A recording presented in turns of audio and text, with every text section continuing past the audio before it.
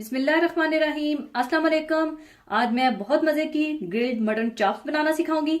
तो इसके लिए हमें चाहिए होंगी मटन चाप्स 1 किलो। आप चाहें तो इन्हें स्टिक हैमर से थोड़ा सा फ्लैटन कर लीजिएगा।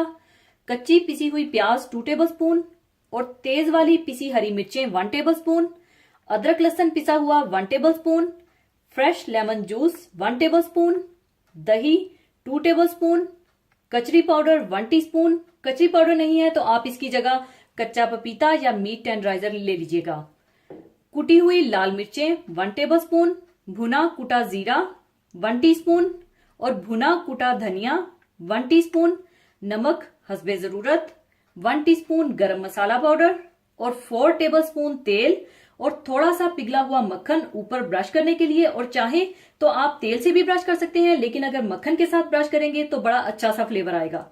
और चाहिए होगा 1 चुटकी भरकर ऑरेंज कलर। बस आपने क्या करना है, सारी चीजों को प्रॉपरली मिक्स करना है और मैरिनेट करना है। सबसे पहले आप एक बर्तन में तेल, कच्ची पिसी हुई प्याज, पिसी हुई हरी मिर्च,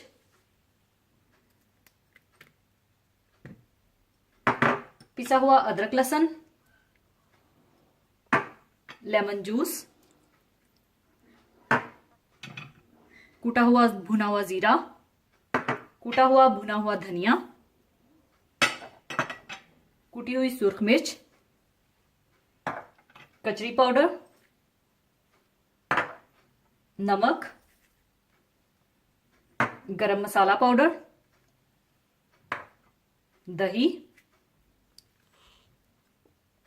और 1 चुटकी ऑरेंज कलर डालकर अच्छी तरह से मिला लें।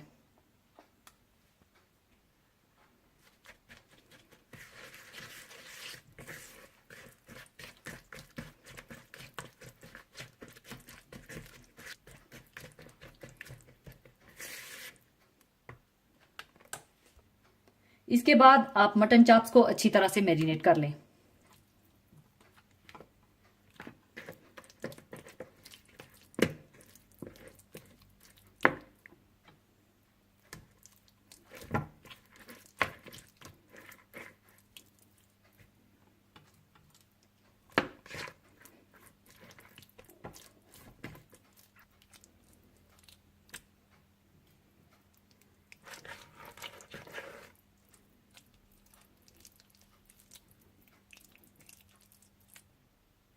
अच्छी तरह मैरिनेट करने के बाद आप इसे आधे घंटे से 1 घंटे के लिए कवर करके रख दें।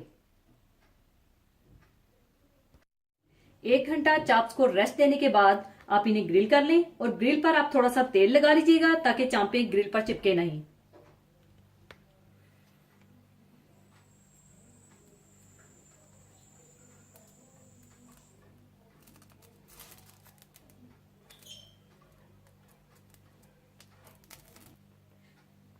इसके बाद आप चाप्स को ग्रिल कर लें।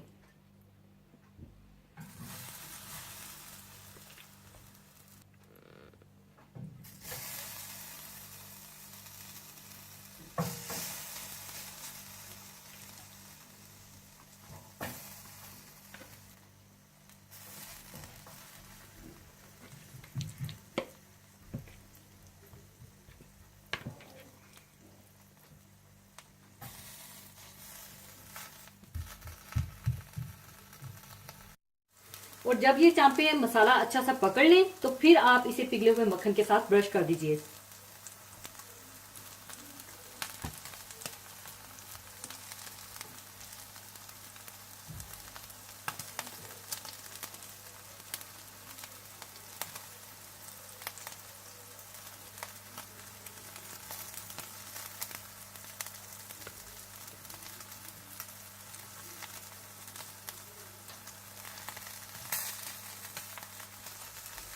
एक साइड पकने के बाद आप इसकी साइड चेंज कर दें।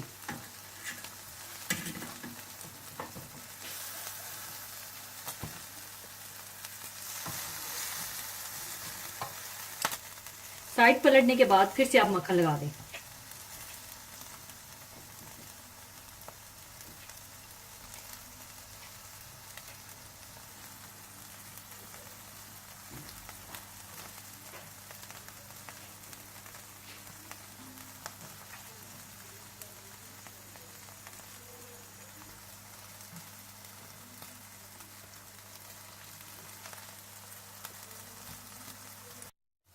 मटन चाप्स तैयार हो चुकी हैं, अब इन्हें मैं उतार लूंगी।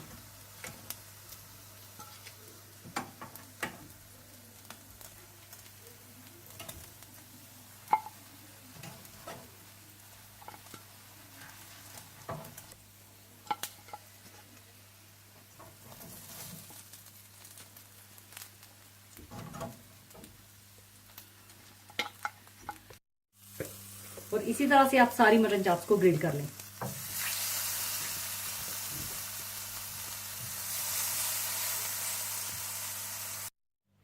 लीजिए, बहुत मजेदार ग्रिल्ड मटन चाप्स तैयार हैं। इसे आप सलाद, रायता और रोटी या गरम गरम नान के साथ सर्व कीजिएगा।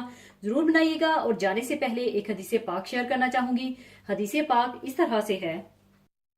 हजरत उमर बिन खत्ताब रजी अल्लाह ताला अन्हो से रवायत है कि रसूलुल्लाह सल्लल्लाहु अलैहि वसल्लम ने फरमाया कि तमाम कामों का दारोमदार नियत पर है, यानी आदमी को उसकी नियत ही के मुताबिक फल मिलता है।